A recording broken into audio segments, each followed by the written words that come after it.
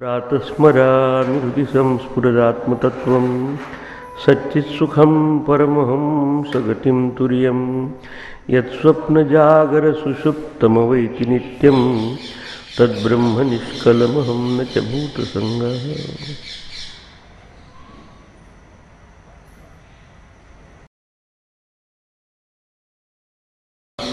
सईक्षत कथनु इदं मद्रुते स्यादिति सईक्षत कतरेण प्रपद्या इति सईक्षत यदि वाचा अभिव्यावृतं यदि प्राणेनाभिप्राणितं यदि चक्षुषा दृष्टं यदि श्रोत्रेण श्रुतं यदि त्वचा स्पृष्टं यदि मनसा ध्यातं यद्यपानेनाभ्यपानितं यदि शिष्टेन विसृष्टम् अथ कोहमिति।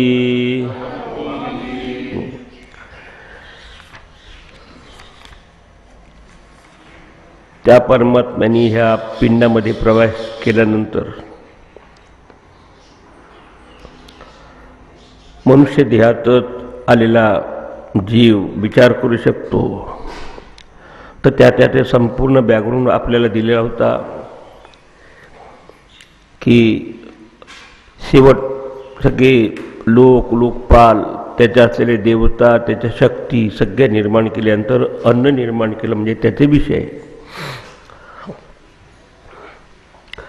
मग ते इतस्तताचे सगळे होते. मग प्रत्येकाने वेगवेगळ्या पद्धतीने आपल्या त्याला ग्रहण करण्याचा प्रयत्न केला, पण कोणतेही उपाधी किंवा कोणतेही उपकरण त्या अन्नाला भक्षण करू शकलं नाही. शेवट जो अपानवय आपल्या मुखातून आत जाऊन फसल्यानंतर नाभीपासून ह्या गुदद्वारापासून बाहेर उत्सर्जनाचं काम करत असतो, तो प्राण त्याला फक्त अन्नाला भक्षण करू शकला. अशा तऱ्हेचा आपल्याला विषय सांगितला आहे. कारण ही भूक आणि तहान ही प्राणाचे धर्म आहे. प्राणस्य धर्मा अशना पिपासी. शेवटी देहधारीने अपान वायूचं सहाय्य घेऊन त्या जीवाने जो मुखातून आता प्रगटून जातो त्याच्याद्वारा जेव्हा प्रयत्न केला तेव्हा त्याला ते बरोबर फिट झालं, खाल्लं त्यांना. अशा त्याने हा सगळा विचार करून जेव्हा अन्नानी शक्ती येते तेव्हा आपण पाहतो, ऐकतो, वास घेतो, चव घेतो, तेव्हा हे सगळं कार्य होत असतं देहात आपल्या. तर ह्या जीवानीच त्या परमात्म्याचाच अंश असलेल्या जीव त्याने विचार केला हे सगळं ठीक आहे यार. म्हणजे आतापर्यंत अजून जीवाचा प्रवेश त्यात झालेला नाही. खरं पाहिलं तर परमात्माचं अस्तित्व आधीपासूनच असतं, पण त्याच्याशी आयडेंटिफाय होऊन एकरूप होऊन आता हे आपलं विशिष्ट शरीर आहे त्यात प्रवेश करत असताना त्या परमात्म्याने विचार केला. स इक्षत त्या कथम इदम मद्रुते स्यादिते. हे सगळं असेल पण मीच नसेल, माझा बंगला सगळा तयार आहे पण मीच त्यात नसेल तर काय करणार. म्हणून म्हटलं बंगला खूप बनाया रे अंदर नारायण सोया आहे. हा ईश्वरच, त्या ईश्वराचाच अविनाशी अंश म्हणजे जीव आहे. तर तो प्रत्यक्षात जीवभावाला येण्यापूर्वी त्याने विचार केला की मीच जर नसेल तर हे पाहणं, ऐकणं, वास घेणं, चव घेणं, प्राणक्रिया करणं कसं होऊ शकेल. तर त्याने त्याबाबत विचार केला. मद्रुते कथम स्यात् इति, की अशा प्रकारे सगळ्या क्रिया होत असताना ज्याच्या मीच जर नसेल म्हणजे जीवात्मा जर भोगताच नसेल तर भोग कसा होऊ शकेल सगळ्याचा. स इक्षत त्याने विचार केला. यदि वाचा म्हणजे माझ्याशिवाय तर वाणीद्वारा अभिव्यावृतम, की वाणी त्या बोलण्याचं काम झालं असतं मी नसताना तर तेच मग आपल्याला आवश्यकताच नव्हती. पण तशी वाणी स्वतःहून शब्द प्रकट करू शकत नाही, त्याच्यामागे हा प्राणात्मा असल्याशिवाय. यदि प्राणेनं ग्रहणेनं, आता तो प्राण म्हणजे आता घ्राणेंद्रियाच्याद्वारा आपणहून वास घेऊ शकलो असतो, तिथे जर नसता तर यदि चक्षु म्हणजे सगळ्या इंद्रियाचं निर्देशन केलं आहे की त्यांनी आपहून स्वतंत्रतेने जर करता आलं असतं तर मग काही प्रश्नच नव्हता माझा, पण ते करू शकत नाही या शक्तीशिवाय. यदि चक्षुषा दृष्टम, जरी नेत्राद्वारा माझी अवस्था नसताना, मी नसताना जर हे कार्य झालं असतं. यदि श्रोतेन, श्रवणेंद्रियाच्या द्वारा श्रुतम, असं ऐकण्याचं काम इंडिपेंडेंटली व्यक्तिगत किंवा स्वतंत्र झालं असतं तर. यदि, हा यदि शब्द घातला. यदि त्वचा स्पृष्टम, जर त्वचा त्वग इंद्रियद्वारा स्पर्श करण्याचं काम झालं असतं. यदि मनसा ध्यातम, मनाच्या द्वारा ध्यान मनन करण्याचं काम झालं असतं स्वतंत्रपणे.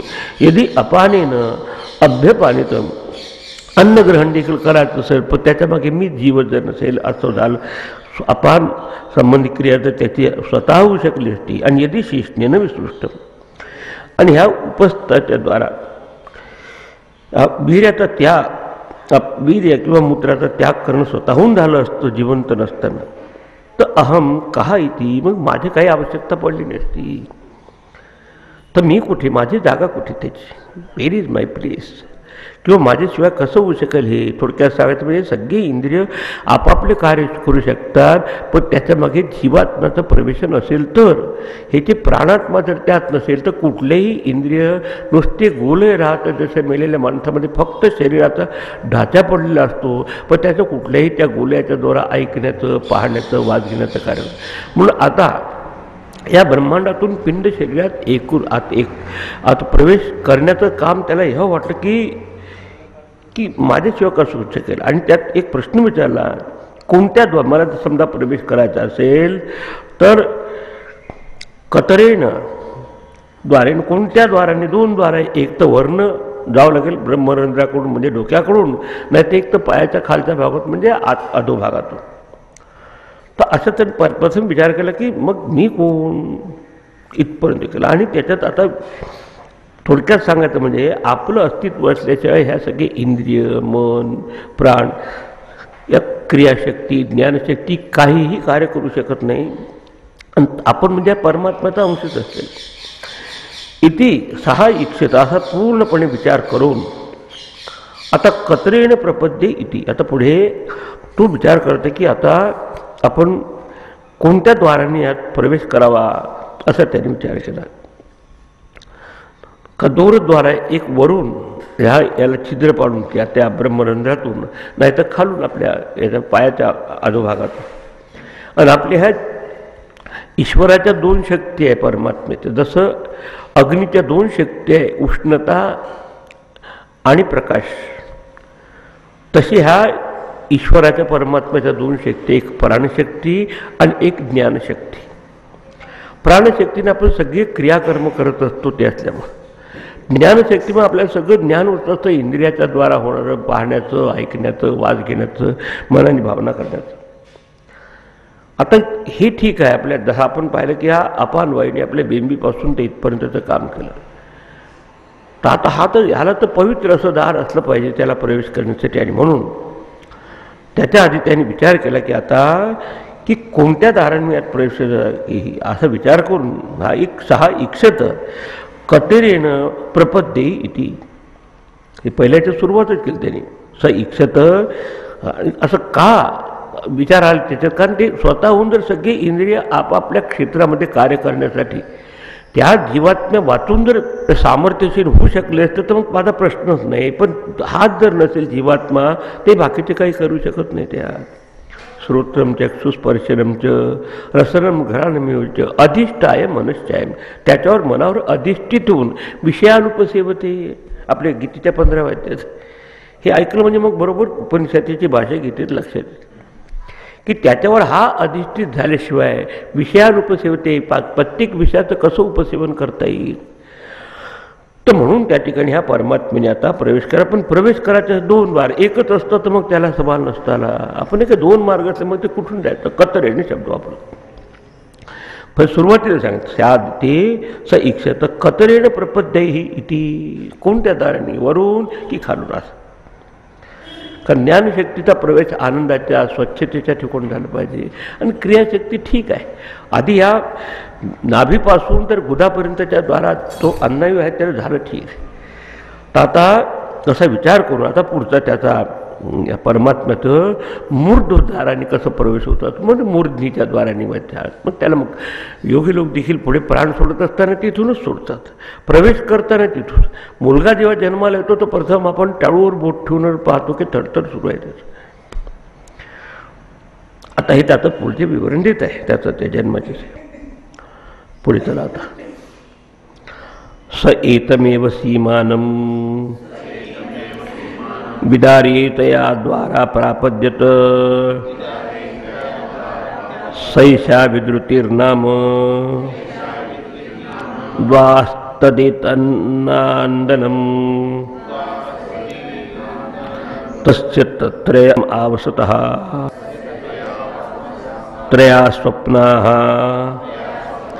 अयम् आवसतः अयम् आवसतः अयम् आवसतः इति. आता इथपर्यंत प्रथम आला तर बिलकुल अजून प्रवेश करायची वेळ जायची आहे. सगळं तयार झालं त्यासाठी. बघा इंद्रियाची सगळ्याची शक्ती देऊन देवताही त्यांच्यामध्ये त्या पिंडामध्ये त्याच्या शक्तिरूपाने तयार आहे. पण हात जर नसेल, राधा जर नसेल तर कशी सेना जाईल. आणि म्हणून त्यांनी विचारात पडलं की कोणत्या दोन द्वारापैकी मी प्रवेश करू परमात्म्याने. तर आता तो स्वतः पुढच्याचे सांगत आहे की असं पवित्र वस्तूला अशा पवित्र ठिकाणून प्रवेश केला पाहिजे. तर तसा हा एतम एव सीमानं विदार्य, त्या परमात्म्याने एतम एव सीमानं, त्याच मानवी शरीरातच त्याच म्हणजे तिथं वरती असलेल्या त्या आपल्या वरती जे मस्तकाचे भाग आहे, ऊर्ध्व भाग आहे, त्याला विदारी त्याला छिद्र पाडून ते भेग पाडून मग त्याला म्हणतात एक वर्तसिद्ध. कधी कधी आपल्या याच्यात 9 द्वार म्हटलं आहे, पण 9 द्वाराच्या आणि कधी 11 द्वार, एकादश द्वार आहेत. एक वर्तद्वार आणि एक नाभीचं द्वार. आता नाभीपासून खालचा भाग झाला आधी प्राणशक्तीला, तर तेव्हा स्वच्छ आणि सुंदर असल्यामुळे येतयाद्वारा प्राप्त देतं. आणि त्यांनी विचार केला की this is the right place to enter, इथून वरून. आणि म्हणून त्यांनी येतयाद्वारा ह्या वरच्या ह्या द्वारातून, ज्याला म्हणतात ब्रह्मरंध्र, हे मस्तकाचं वरचद्वार, तिथून त्यांनी प्रवेश केला. पण कसा केला? विदारी म्हणजे त्याला एक चिरा करून, त्याचं एक छिद्र करून प्रवेश. इथे आपण नाही का काही बॉटलमध्ये काय असतं तर ते त्याच्यात जरा उलट्या प्रकारे केलं की त्याला छिद्र पडून मग आपण त्यात काढतो. त्यांनी आता तेवढी ताकद काढ प्राप्त देतं.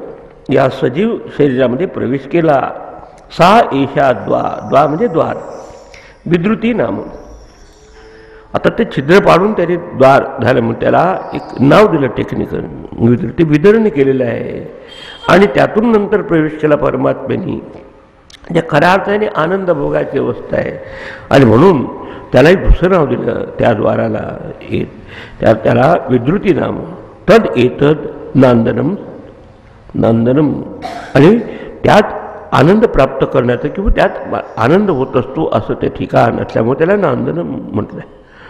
तस्य त्रय अवस्था, त्याच्या 3 अवस्था आहे.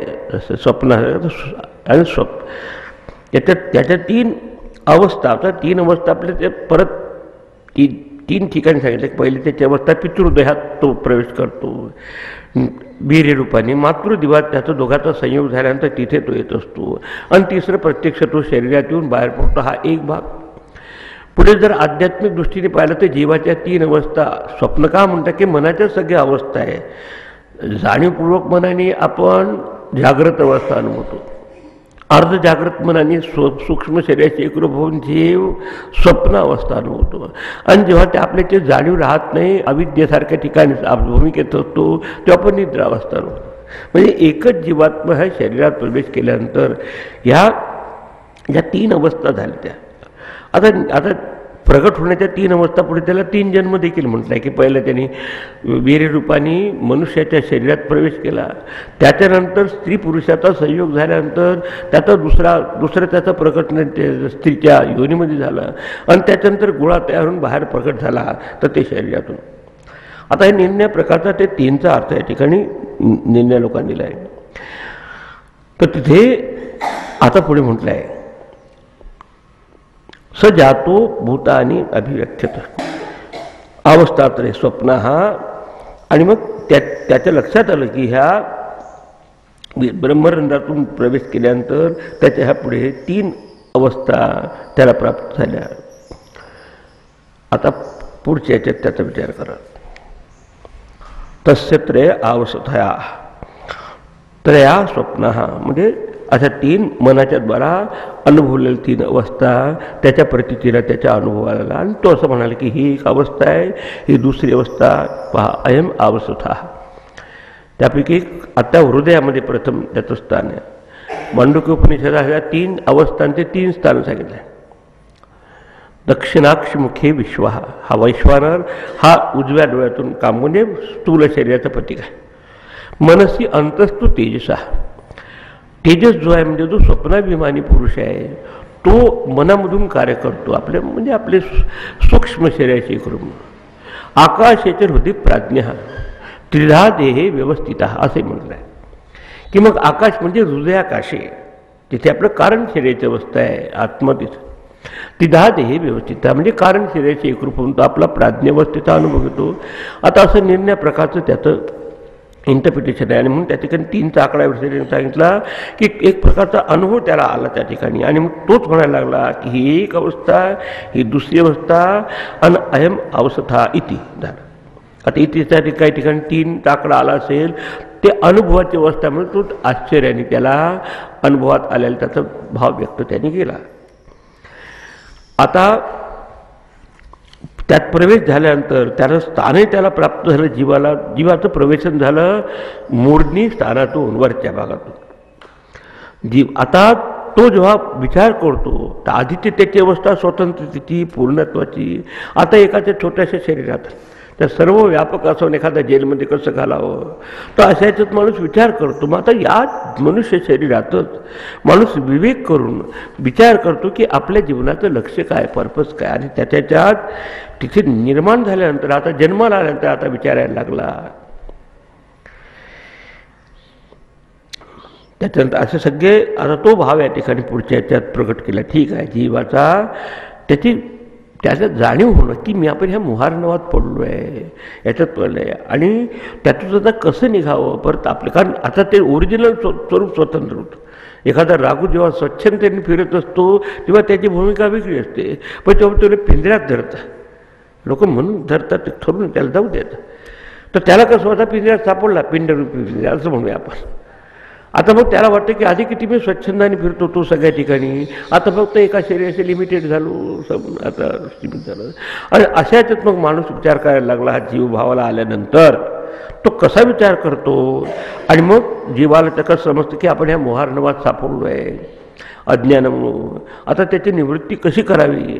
आणि मग मनुष्य जन्मातच याला जर गुरुचा समागम सापडला आणि त्याला आत्म अनात्म जर विवेक होऊन ज्ञान झालं तर तो मनुष्य जन्मातच आपल्या उद्धार म्हणजे पूर्ण स्वरूपाकडे आपल्या स्वस्वरूपाकडे जाऊन स्वतःची ती कर्तव्य साधतो.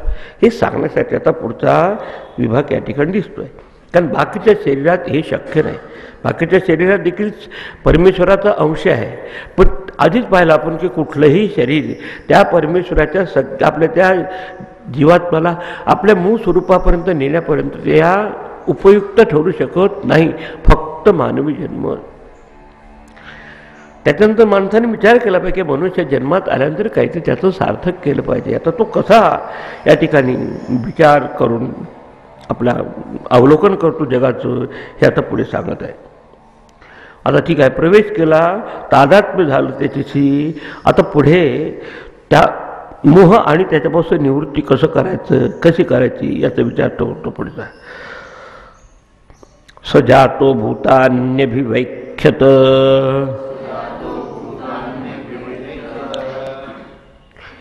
किमिहान्यम वावदिशदिति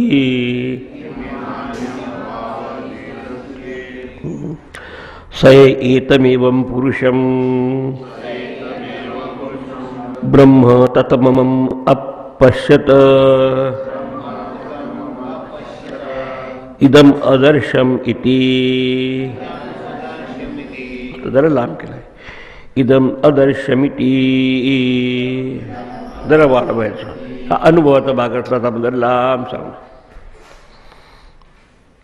आता आला आणि त्याला वैचारिक भूमिका प्राप्त झाली होती.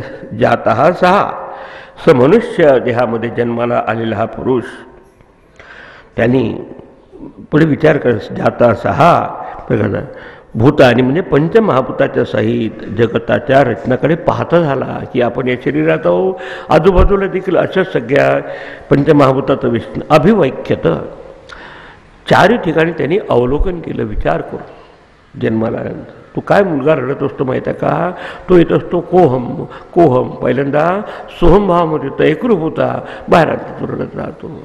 आपण पेढे वाटतो त्याच्या नावाने, पण तो सांगतो की आला.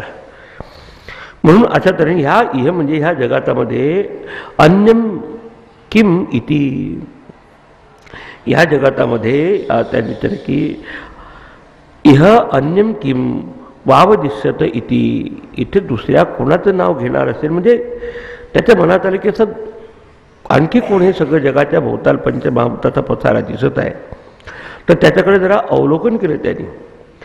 आणि या जगतामध्ये अन्यम दुसरा कोण आहे इति, म्हणजे खऱ्या अर्थाने एकच वस्तू ते आहे, अनेकत्व आलं कसं, वाव दिसत. आणि मग त्यांनी असं आपल्या स्वतःचीच स्वगत भाषण केल्यासारखा विचार केला. अच्छा मनातल्या मनात तो म्हणाला स एतम एव ततमम ब्रह्म अपश्यत. आणि मग त्याने ब्रह्माचं हे परोक्ष रूप त्याचं म्हणजे त्याच्यापासूनच सगळं प्रकटलेलं आहे.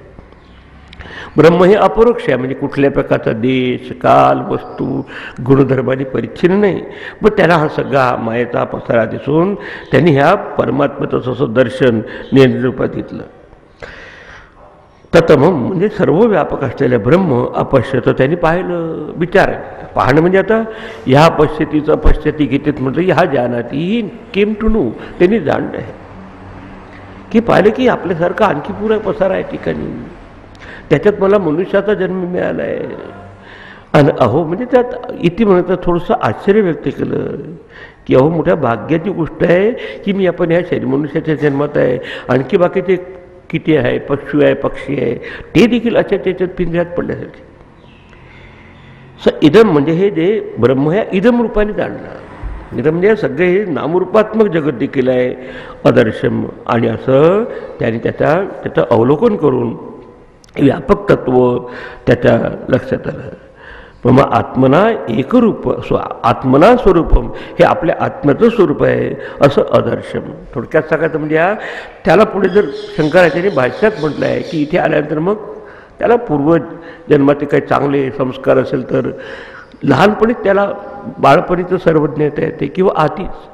पुढे वर्णन करणार आहे पुढच्या सेक्शनमध्ये, वामदेवाला ह्या आपल्या आईच्या उदरातून जन्माला येण्याच्या आधीच ब्रह्माचा साक्षात्कार झाला होता असं होतं. किंवा नाही तर समजा जन्माला आल्यानंतर देखील गुरुजनांच्या संपर्कात येऊन आपलं स्वरूप काय हे जाणल्यानंतर गुरुपदेशाने त्याला समजते की हे आतापर्यंत मी समजत होता देह म्हणून, ते मी नसून मी आत्मा आहे. आत्माहम नैव देहोहम शिवोहम न शव कदा, मी आत्मा आहे देह नव्हे. शिव म्हणजे मंगलस्वरूप आत्मा आहे आणि हे बाकीचा फक्त मायेचा पसार आहे समजतं.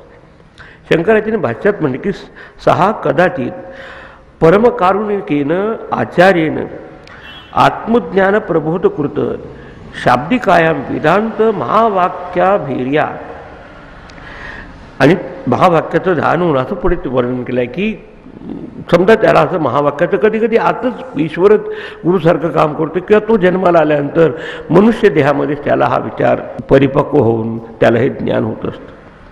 थोडक्यात सांगायचं म्हणजे तिथे असतानाच हा सेन्सिटिव्ह असा जीवात्मा असल्यामुळं त्यांनी अवलोकन केले की माझ्यासारखेच पिंजऱ्यासारखे बाकीचे लोक देखील अडकलेले आहेत या मोहामध्ये, पण मला हा मनुष्याचा जन्म मिळाला, याच्यात मी काहीतरी केलं पाहिजे असं समजून त्याला प्रथम आपल्या एक धन्यता वाटली की माझं सौभाग्य आहे की ह्या मनुष्य जन्मात आहे. इदम परब्रह्म म्हणजे त्या परब्रह्माला अशा तऱ्हेनं बरे जीवाला देखील प्रथम अपरोक्ष ज्ञान होण्याच्या आधी शास्त्राचं परोक्ष ज्ञान होतं, शाब्दिक ज्ञान. आणि मग गुरु उपदेशतः गुरु तत्वमसी महावाक्याचं त्याला योग्य वेळ उपदेश केल्यानंतर त्याला समजतं की आतापर्यंत ह्यापणे शरीरात मी समजत होतो ते मी नसून मी माझा परिपूर्ण असलेला आत्मा आहे.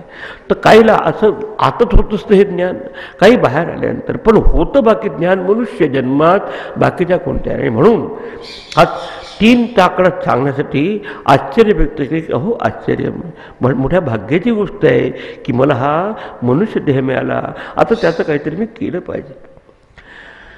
मग त्याला पुढच्या याच्यात विचार करून कशा त्या उन्नतीच्या अवस्थेला प्राप्त होतो हे आता पुढे सांगत आहे. तस्मादिंद्रो नामिदेंद्रः हवे नाम तबिदेंद्रम संतम इंद्रम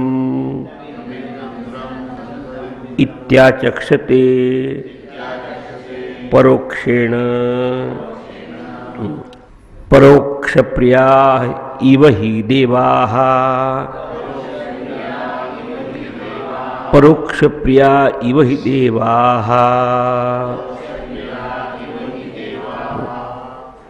आता शरीरामध्ये प्रवेश झाला म्हणून आपलं का गीतेत 15 वेळा त्यात म्हटलं आहे ममेवांशो जीवलोके, तुम्हाला पूर्ण कल्पना आहे त्याच्यात का जीव हा पंचमहाभूताचा किंवा देहाचा अंश नव्हे, पंचमहाभूताचा तर तो अंश आहे परमात्म्याचा. खऱ्या अर्थानं अंशांशी भाव नाही, पण असा अविद्येमुळे इथे आल्यानंतर त्याला त्या याच्यातच लक्षात येत असतं की हा पण ईश्वराचा मनुष्य अंश आहे. आता त्यांनी मागच्या मंत्रात सांगितल्याप्रमाणे अवलोकन केलं आणि ब्रह्माचं परोक्ष रूपाने दर्शन घेतलं की हे ब्रह्मच आहे आकाराला आलेलं सगळं. आता प्रत्येकाच्या वासनेनुसार किंवा विद्येनुसार प्रत्येक एक शरीराचं हे घेऊन पिंजऱ्यात जीवात अडकलेलं आहे, पण मला मनुष्याचा देह प्राप्त झालेला आहे, मी काय ते याच्याबाबत जीवनाची सार्थकता साधली पाहिजे. म्हणून अधिक त्यांनी सखोल विचार केल्यानंतर त्याच्या निर्देशाला असं आलं आणि मग तो त्याचा द्रष्टा असल्यामुळे त्याला इदंद्र हा समजा. इदम म्हणजे ह्या इदम रूपाने ज्याने दर्शन घेतलं त्या ब्रह्माचं. आता तो विषय आपल्याला पुढचे सांगत आहे. म्हणजे एका ठिकाणी छान म्हटलंय संतांनी, कासे आगा मज घातले ह्या देह संसारी चित्त पायावरी नाही तुझ्या. की आम्ही हे विचार केला की देवा आता तू कशाला संसारामध्ये, कास्या गा मज घातले संसारी चित्त पायावरी नाही, असं म्हणजे थोडक्यात सांगायचं त्याला ज्या बंधनात वाटलं. आधी मी स्वच्छंदात होतो, एकटा होतो, आता शरीरात आलो आहे. आता तिथे त्याला परोक्ष ज्ञान होत असताना पुढे इंद्राची आता शब्दाची उत्पत्ती सांगतात. तस्माद यद इंद्रः नाम इदम इंद्रः. तर आता पुढे सांगतात म्हणून परब्रह्म परमात्म्याला या मानवी देहामध्ये असताना पूर्वी सांगितल्याप्रमाणे त्यांनी अवलोकन करून सुरुवातीला परोक्ष ज्ञान प्राप्त केलं. 6 इदंद्र नाम म्हणून त्याला इदंद्र इदम द्रष्टा म्हणजे अशा तऱ्हेने इदम रूपाने परमेश्वराचं त्यांनी दर्शन केलं. म्हणजे व्यापक 6 इदंद्र नाव, इदंद्र नाव त्याला धारण करणारा झाला. हा म्हणजे निश्चितच इदंद्र संतम. समजा हा इदम कशाला म्हणतात, जे बाहेर आपल्याला दिसतं त्याला म्हणतात इदंद्र. तर इदंद्र नाम ह्या नाव त्याला झालं. आणि वास्तविकतः इदंद्र नाम वय, इदंद्र नामाचा असलेला तो इदंद्रम संतम असा इदंद्रम झाल्यानंतर म्हणजे इदम रूपाने पाहणारा. इदम म्हणजे जसं आपण एक अहम आणि दुसरा इदम, हे बाहेरचे जे विषय आहे इदम शरीरम कौंतेय असं पाहतो, पण ज्यालाही ज्ञानाची दृष्टी प्राप्त होते ते इदम प्रत्यय रूप देखील दुसरं काही नसून ब्रह्मरूपच आहे. मग आपल्या इथे संतांनी म्हटलं की एकची मीपणे नागवले घर ना तरी संसार ब्रह्मरूप. आपला अहमभाव आल्यामुळं आपण नागवलं गुलो याच्यात, नाहीतर हे संसार देखील ब्रह्मस्वरूपच आहे, हरिमयच आहे. तर असं जेव्हा त्यांनी सगळं हरिमय पाहिलं, ईश्वरमय पाहिलं असं करून आणि त्या इदम रूपाने पाहिलं म्हणून त्याला इदंद्र असं नाव मिळालं. पण तेवढ्यावर तो थांबला नाही. इदंद्रम संतम ह्या इदम रूपाने त्या जगाचं आपल्या ईश्वराचं दर्शन घेतल्यानंतर तम परोक्षेण आणि त्या परमात्म्याला परोक्ष भावाने अशाने इंद्र इति आचक्षते म्हणून त्याला इंद्र म्हणतात. आता इंद्रियात आता त्या वरच्या स्वर्गलोकात बसलेला नव्हे, पण इदम दृष्टा इंद्र हा, त्या इदमता पाहणारा, तर ते इंद्र असं नाव त्याला म्हणतात. म्हणजे थोडक्यात सांगायचं म्हणजे त्याला सुरुवातीला शब्दाने म्हणा किंवा वैचारिक भूमिकेतून म्हणा अशी हरीची दृष्टी, ईश्वराची दृष्टी प्राप्त होते की त्याच्याशिवाय काहीच चालू शकत नाही.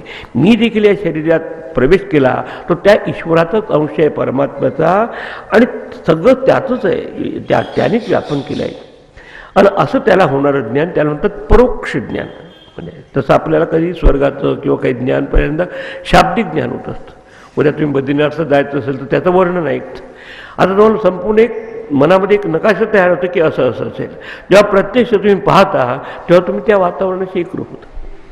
खऱ्या अर्थाने परमात्मा हा परोक्ष नाही, प्रत्यक्ष प्रमाणाचाही विषय नाही. प्रत्यक्ष म्हणजे जसं आपण हे पेपर बघतो, घड्याळ बघतो, हा चष्मा बघतो, हे झालं प्रत्यक्ष प्रमाण.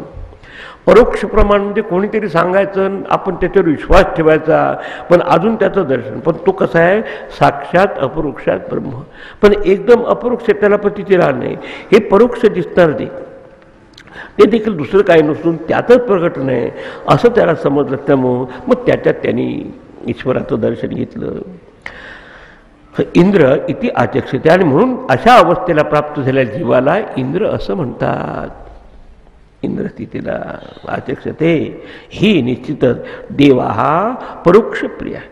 देवतांना देखील एकदम असं निर्गुण निराकार आवडत नाही, म्हणून आपण ते उपासना वगैरे करून मग आपण तिकडे जातो.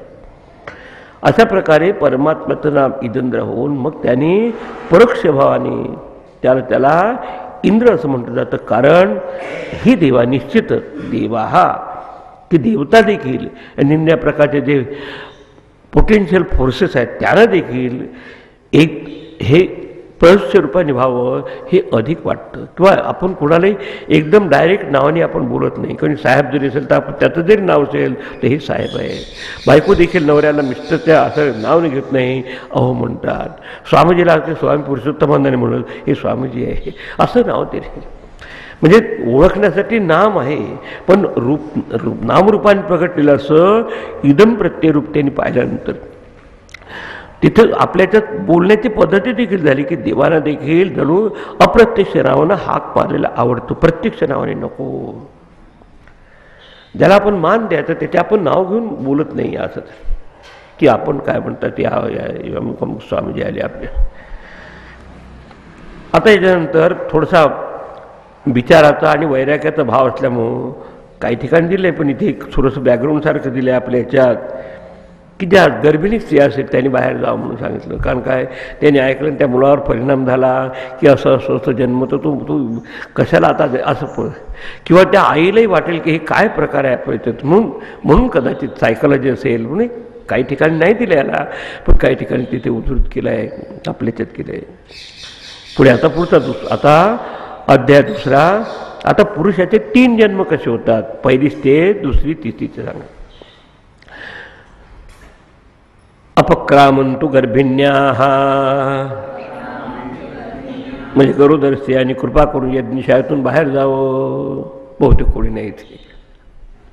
याच्या मागे सायकोलॉजी असेल की हे जर ऐकलं त्याने तर समजेल की काय आपण किती जन्माला होतं, किती बंधनात पडलेला असतो. म्हणजे म्हणून मग त्याला थोडासा परिणाम होईल म्हणून त्याला सांगितलं की असं कोणी असेल ज्या गर्भवती स्त्रिया असेल त्यांनी इथे सध्या बसू नये, मग तुम्हाला बोलावतो नंतर या.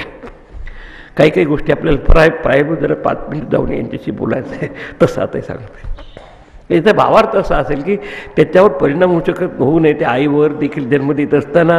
आणि आपल्याला माहीत नसतं म्हणून बरं आहे, इग्नरन्स इज ब्लिस म्हणतात, म्हणजे अज्ञान. तर म्हणून जा तुम्ही त्या तुम्हाला तिकडे असलेलं बरोबर हे माहीत नसतं. नाही तर तुम्हाला विचित्र वाटले आपण किती आनंद केला तर काय नाटक होतं जीवनाचं. आता पुढे त्याचं निर्देशन. पुरुषे हवा अयम आदितो गर्भो भवति,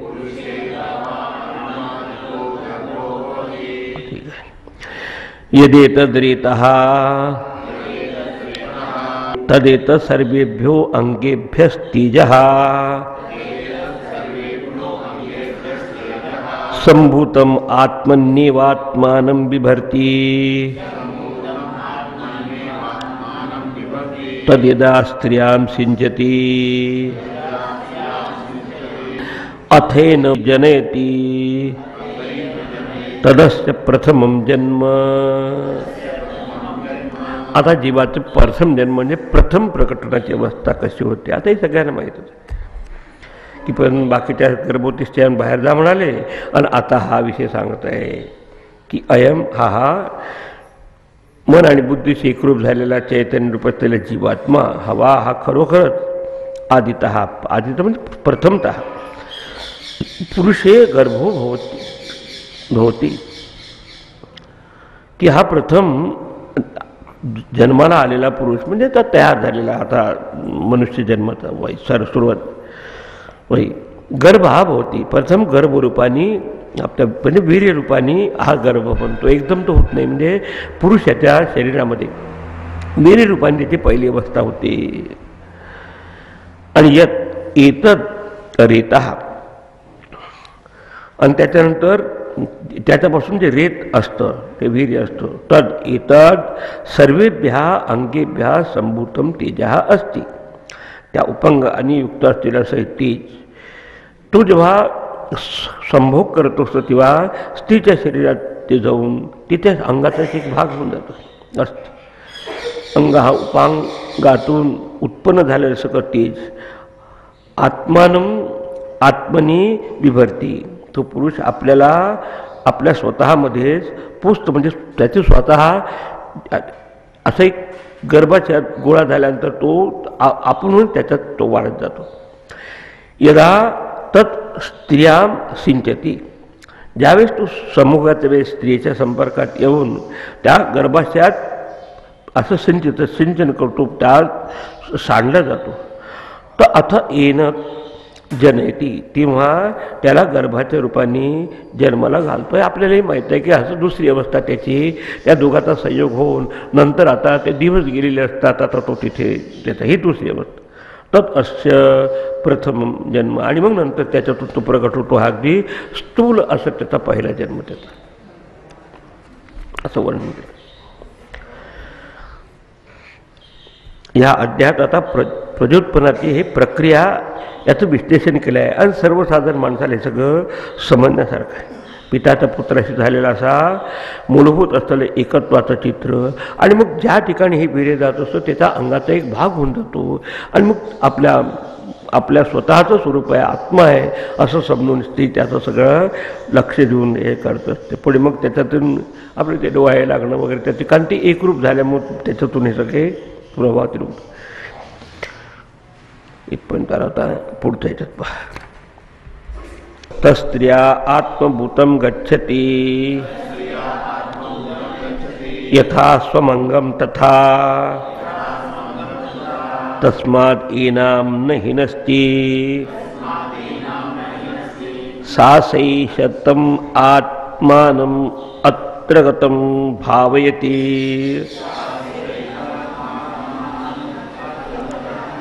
तत् म्हणजे तो गर्भरूपाने असलेला जो पुरुष आहे स्त्रिया म्हणजे स्त्रियाच्या गर्भाशयात आत्मभूतम म्हणजे तो आत्माच अशा तऱ्हेने आता तिथून प्रवेशाला गच्छती तर त्याला प्राप्त होतो. यथा स्वम अंगम आणि ती कसं त्याचं पालन करते की आपल्या अंगाचाच एक भाग आहे म्हणून त्याचं संगोपन करतो. म्हणून तर आपल्या मुलाबद्दल किती प्रेम असतं माणसाला. यथा स्वम अंगम तथा तसं त्याचं आपलं स्वतःचं अंग असावं असं तिचं ते पालन करत असतं.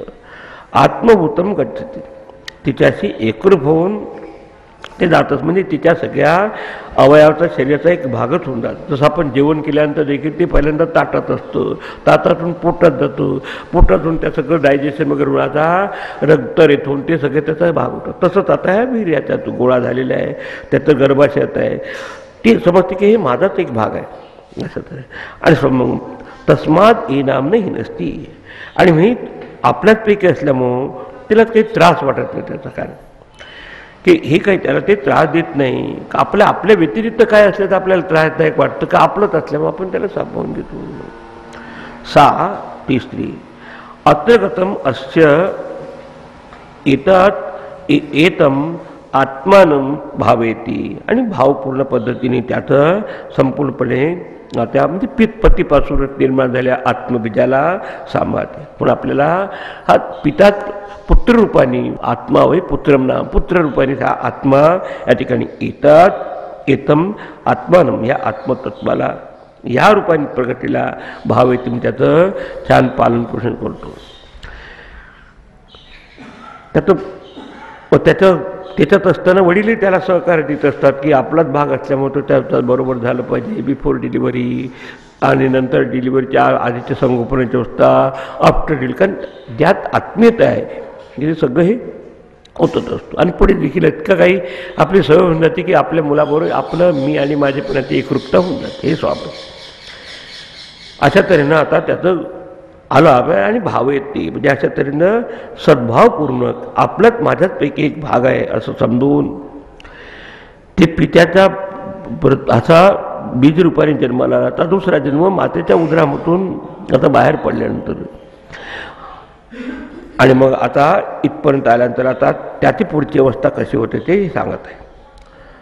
पुढे पहा. सा भावे त्रिभावितव्या भवती तम स्त्री गर्भम बिभर्ती स्वग्र एव कुमारम जन्मनो अग्रि अधिभावयति सयत कुमारम जन्मनो अग्रि अधिभावयति आत्मानम एव तद्भावयति एषाम लोकानां संतत्या एवं संतता ही इमे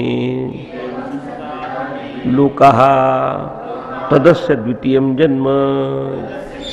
आता गर्भाशयातून बाहेर पडले पालन पोषण करणारी स्त्री भावेत्री स्त्री ते सद्भावपूर्वक त्याचं पालन करत आहे. माझाच आत्म्याचा वेगाने असं समजून भावयतव्या भवती पालन पोषण केल्या जाण्यासाठी ती योग्य होते, कारण परमेश्वर त्याला सगळ्या प्रकारची शक्ती देतो मुलाचं संगोपन करण्यासाठी.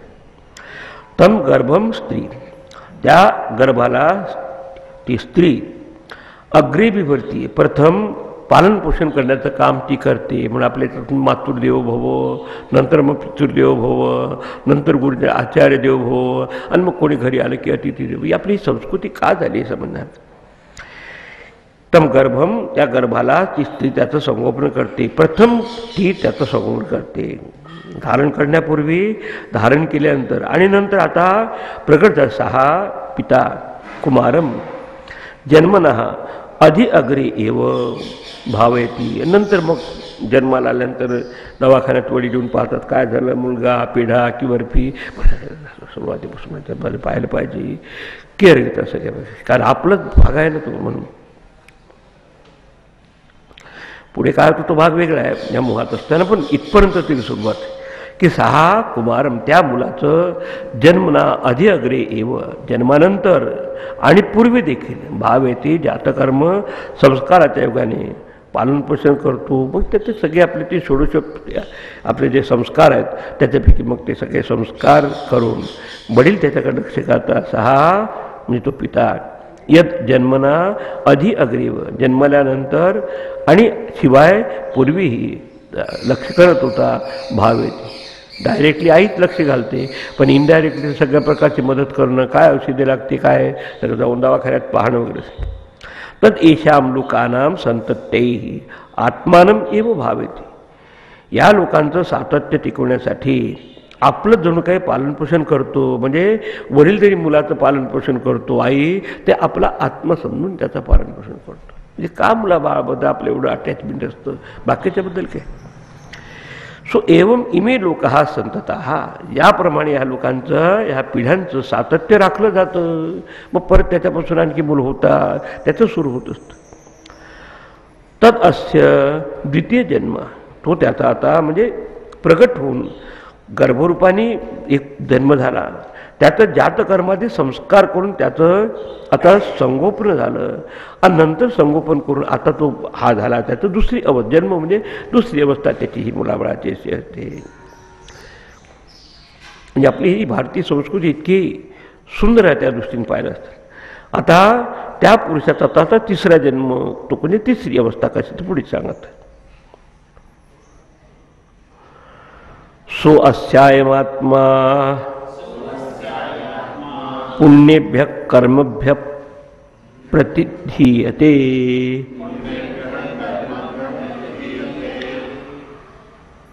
अथास्यायम इतर आत्मा कृतकृत्यो वयोगतः प्रैति स इतः प्रत्यन्येव पुनर्जायते तदस्य तृतीयं जन्म. आता लक्षात तेच डेव्हलपमेंट होत होत 6 पुत्ररूपाने जन्माला आलेला अयम आत्मा, हा आत्मा म्हणजे पित्याचाच असलेला पिंड, तो ओरिजिनल आत्माच आहे. अस्य या पित्याच्या आचरणाच्या द्वारा की अस्य पुण्यभ्या कर्मभ्या, पित्याच्या पुण्यकर्माकरता, पुण्यकर्म करण्याकरता प्रतिधीयते, प्रतिनिधी बनला जातो. म्हणजे वडिलाचाच प्रतिनिधी म्हणून मुलगा असतो. अथ अस्य अयम इतरः आत्मा. अथ म्हणजे त्यानंतर अस्य अयम इतरात, ह्या बालकाचा हा दुसरा आत्मा, म्हणजे आता तिथे बाहेर पडणार त्याचा व्यवहार दृष्टीने तो पिता हा त्याचा आत्मा.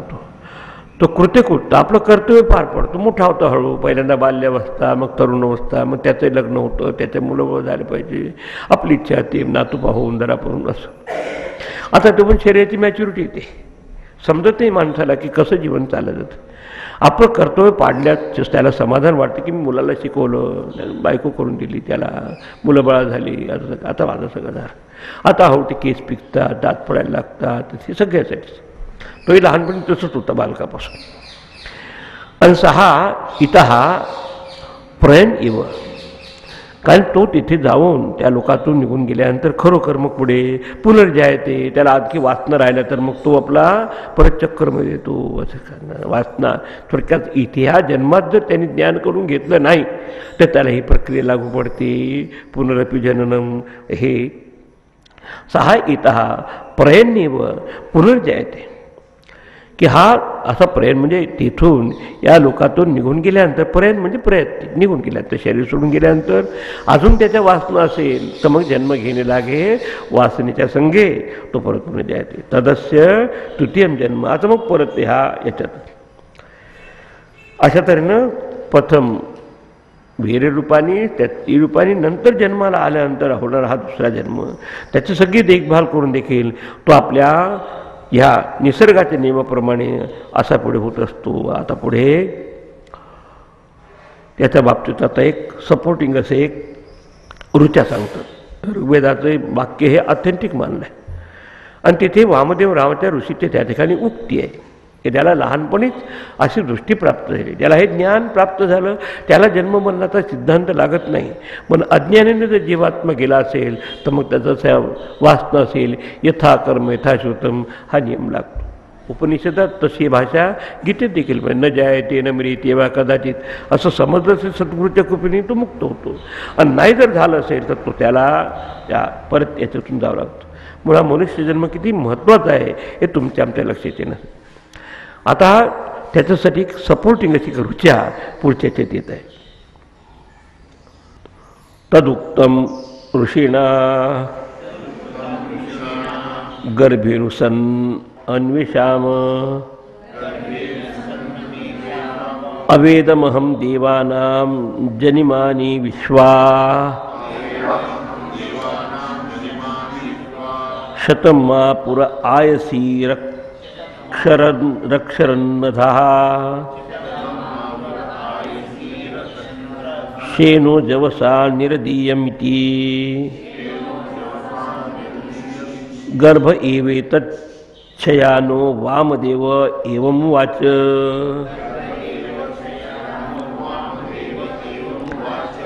आता या ठिकाणी ऋग्वेदातले एक ऋचा सांगून एका ऋषीचा अनुभव सांगत आहे वामदेवनानं. तद ऋषीना उत्तम, या बाबतीत ऋषींनी असं म्हटलेलं असं एक वक्तव्य आहे की गर्भेनुसन म्हणजे अजून गर्भात असतानाच, अजून जन्माला आला नव्हता, काही लोकांना गर्भाशयातच आत्मज्ञान होत असतं, जसं अष्टावक्राबाबत देखील सांगतात. त्याला आत गर्भाशयात असतानाच ज्ञान झालं होतं. वडील काहीतरी चुकीचं वेदमंत्राचा उच्चार करत असताना जन्माच्या अजूनच त्याने आपलं शिष्टपणा सुरू केला की बाबा तुमचं म्हणणं बरोबर नाही. बाबाला वाटलं की हे अजून पोटातच आहे आणि एवढं कलबोट, उद्या जन्माला आलं तर काय करेल हे. आणि बाबा ऋषी असल्यामुळे त्याला शाप देऊन टाका, तुला अष्टवक्रून जन्म द्यायचा. वक्र अष्ट होती शरीराला, पण दृष्टी कशी होती, सरळ उसा डोंगा परिरस. तसं आता कधी कधी त्याला हे रसा असा ह्या अमृतासारखं ज्ञान आतच होत असतं. तर असं एक ऋषीचं उदाहरण देतात. तद ऋषीना उत्तम, या बाबतीत एक वामदेव ऋषीचं वचन आहे. गर्भेनुसन, या गर्भाशयात असतानाच ईशाम देवानां विश्वा जनिमानी, ह्या देवांचं ह्या सर्व जगाचा जन्म अहम अवेदम, मी अनुक्रमाने जाणता झालो की अशा तऱ्हेची प्रक्रिया आहे. मूळ स्थान मोहे अजन्म स्वरूप आहे. आज देवाचे जन्म मी यथार्थता जाणले. देव म्हणजे आता सगळ्या जे पंचमहाभूताच्या देवता आहेत, त्या पिंडातल्या देवता म्हणजे इंद्रिय, हे सगळं त्या उगमस्थानापासून असं त्याने जाणलं. अध, यापूर्वी हे आत्मज्ञान होण्यापूर्वी मला आत्मदेवाला आयसी म्हणजे लोखंडासारखी शतम पुराहा, शेकडो शरीररूपी नगरे अरक्षण बंदोबस्तात राखत होती. आज मी बांधल्यासारखा झालो होतो. पण जेव्हा हे मला ज्ञान झालं तेव्हा समजलं की आता या आत्म्याला काही बंधन नाही. शेनहा जवसा निरदीयम इति, तसं एखाद्या पक्षाला जाने बांधून टाकावं, म्हणजे एखाद्या ह्याच्या खुंटीला बांधलं तसं आधी मी बांधला होतो, पण नंतर त्याला मोकळं करावं.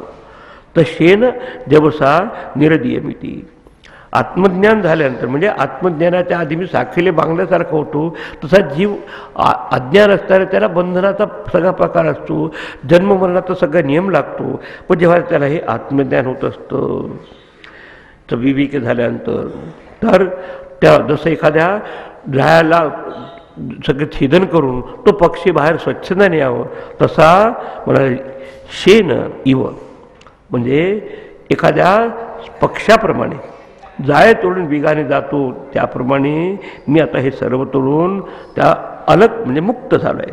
जवसा निर्दीयम इति, की जसं एकदा जाळ सापडलेला पक्षी पण काही प्रयत्न करून त्यातून तो जाळ तोडून बाहेर निघतो, तसा ह्या मोह जाळातून मी बाहेर पडलेला, अविद्या जाळातून बाहेर पडलेला आता मी मुक्त झालो, असं वचन सांग. गर्भे एव शयानः वामदेवा, गर्भातच पोहलेले वामदेव, त्याला गर्भाशयातच साक्षात्कार झाला होता. एवं एतद उवाच, असं ते म्हणाले. थोडक्यात सांगायचं म्हणजे या संसारी जीवाला या बंधनाच्या भूमिकेत राहण्याचं कारण अविद्या आहे. अविद्येतून निष्पन्न झालेला मी आणि माझेपणाचं मोह माया आहे. आणि जेव्हा त्याला समजतं की याच्यामुळे मी चक्करमध्ये पडलो, जेव्हा त्याचा काही बाहेर आल्यानंतर संतांचा समागम, पण काय ना आधीच ईश्वराच्या कृपेने हे ज्ञान प्राप्त झालं. तर त्याचंही उदाहरण या ठिकाणी सांगितलं की ज्ञान झालं की हा जीव मुक्त होतो, अज्ञानाच्या याच्यात त्याला हा नियम लागतो. एक या शेवटचं वाक्य घेऊन आता हा विषय वामदेवाची गती काय झाली हे सांगून विषय ते संप पुढे. स एवं विद्वान अस्मात् शरीरभेदाद ऊर्ध्व उत्क्रम्य अमुष्मिन् स्वर्गे लोके सर्वान् कामान् आप्त्वा मृतः समभवत यथास्थानं गर्भिण्यः. आता झालं या गर्भेस या पूर्वीसारखे या असं सांगत. आता आमचा विषय जो तुमच्यासमोर सांगून झाला. या आपण एक कोणा जरा थोडं बाहेर जा. तर एवं या प्रकारे आता म्हणजे वामदेवाला जसा ज्ञान प्राप्त होऊन एक तर ईश्वराच्या कृपेने होत असतं, काही संतांना असं झालं रमण महर्षीसाठी बाहेर, पण काही ना आतच झालं. तर याप्रमाणे जन्मजन्मांतराचं जे पुण्य असेल त्याच्यानुसार 6 म्हणजे त्या वामदेव ऋषी अस्मात् शरीरभेदात ऊर्ध्वा उत्क्रम्य, शरीराचा नाश झाल्यानंतर झाल्यावर ऊर्ध्वा उत्क्रम्य ऊर्ध्वगती मार्गाला लागून अमुष्वून स्वर्गीय लोके या स्वर्गलोकात म्हणजे स्वर्ग म्हणजे आनंदाच्या अवस्थेत राहून या आत्मानंदाच्या सर्वान कामान आप्त्वा सर्व कामना प्राप्त म्हणजे तृप्त होऊन अमृतः समभवत अमृतावस्थेला पोहोचले अमर झाले. आता भावार्थ काय सांगायचं ना की अशा प्रकारे मनुष्य जन्मातच जीवनाची सार्थकता होते. तर हा विद्वान म्हणजे जन्मजन्मांतराचं पुण्य त्याच्याजवळ असल्यामुळं जाणणारा हा वामदेव ह्या वामदेवनाथ ऋषी अस्मात शरीरभेदात ऊर्ध्वा उत्क्रम्य शरीराचा नाश म्हणजे शरीराची तादात्म्य सोडून आधीच आपण शरीराहून वेगळं आहे असं जाणणं म्हणजे शरीराचा भेद नाही. नाही तर कोणी जीवनमुक्त राहणार नाही. तिथे जगत असताना शरीरात असताना त्याला समजलं की शरीराहून आपलं आत्मतत्व वेगळं आहे. नाश होणेपर्यंत याचा अर्थ प्रत्यक्ष शरीर मरतं असं नव्हे. ऊर्ध्वा उत्क्रम्य आपल्या याच्याहून शरीराची तादात्म्य सोडून अमुष्मिन स्वर्गीय लोके ह्या आता इथे स्वर्ग याचा अर्थाची अत्यंत उन्नतीची अवस्था आहे. ती आपण स्वर्गात आनंदाची अवस्था म्हणतो. आणि हा सगळा आनंद अनुभवून सर्वान कामान त्या सगळ्या कामनांना आप्त्वा पूर्ण करून माणसाची सगळी कामना तेव्हा पूर्ण होते की जेव्हा सत्यम ज्ञानम अनंतम ब्रह्म यो वेद निहितम गुहायाम जे सत्य आहे ज्ञान आहे अनंत ब्रह्म आहे आपल्या हृदय गुहेमध्ये जाणतो सद्गुरुचक्र तो अश्नुते सर्वान कामांसह त्याचं सगळ्या कामना पूर्ण होतात. थोडक्यात सांगायचं म्हणजे कुठेही कामना त्या ठिकाणी राहत नाही. पूर्णत्वाची आप्त्वा म्हणजे पूर्णत्वाची स्थिती प्राप्त करून अमृत हा समभवत आणि तो अमृतत्वाची प्राप्ती केली. आपण अमर आहे. आत्मा हा अजर आणि अमर आहे आणि तो आत्मा मी आहे जो न जायते न मृते तो कधी जन्माला येत नाही असं म्हणजे अनेक योनीचा जन्म घेतल्यानंतर ह्या आपल्याला सहज रहस्य तेव्हा लक्षात येतं की काही आपण पुण्यकर्म केलेस. वामदेव ऋषीने गर्भाच्या बाहेर आल्यानंतर ह्या अंतिम शरीर ह्या शेवटचा जन्म त्याचा होता. बाकीच्या लोकांना शेवटचा जन्म कसा असतो की अजून जर वाचणं राहिलं तर परत त्याचे ते कधी कधी पाय उमटतात त्या पीठावर काहीतरी. काही लोकांच्या तर वाचणं झालं तर कावळा देखील शिवत नाही. मग काहीतरी सांगावं लागतं हे करतं म्हणून. ही वाचना ठेवू नका काय असं राहा की संपून टाका ठिकाण. या रहस्याला समजणारा हा ज्ञानी वामदेव ऋषी गर्भातून बाहेर येऊन अंतिम शरीराचं म्हणजे त्या मनुष्य शरीरात म्हणून आपल्याला म्हणतात गीतेचं 7व्या अध्यायात बहुनाम जन्मना म्हणते अनेक जन्म होऊन जात असतात. पुण्यकर्म केलं असतं ते उदयाला येत असतात आणि संसाराच्या उपर म्हणजे वर जाऊन ऊर्ध्वगतीला प्राप्त होऊन भगवंत परमधाम आहे. आता याचा अर्थ हे स्वर्ग म्हणजे नेहमीचा नव्हे. आता ह्या पूर्णत्वाच्या अवस्थेला ज्ञानाने त्याला प्राप्त झाली आणि तो आप्तकाम झाला. मग आप्तकामाचे का स्पृहा कुठली काही इच्छा वाचणार आहे नाही. मेल्यानंतर लोकांना भाड्यानं लावू नका रामनाम सत्य वगैरे म्हणण्यासाठी आधीच सत्य तर जाणारा म्हणते. आणि अमृत झाला जन्ममृत्यूच्या चक्रातून सतत नेहमीसाठी तो मुक्त झाला.